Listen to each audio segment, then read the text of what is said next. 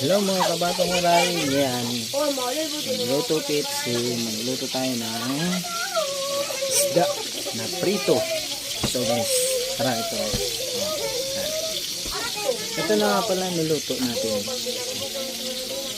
Ito na. Ngayon, kainin muna natin. May pinagata na. No?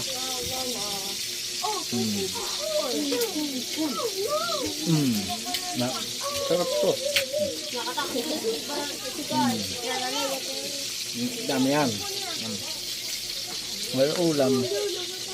Wala nang titira.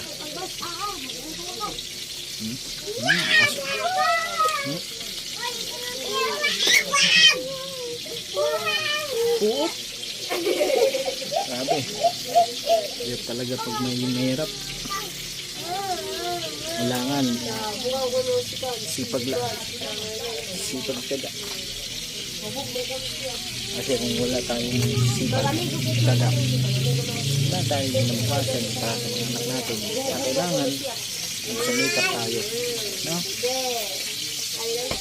Ako na ako pag nakikita ko yung mga anak ko na saya, sinunod sa araw-araw.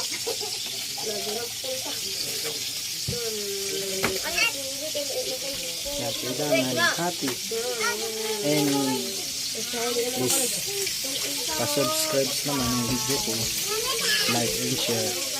At salamat na pala sa mga subscribers at nag-like at nanood ng mga video.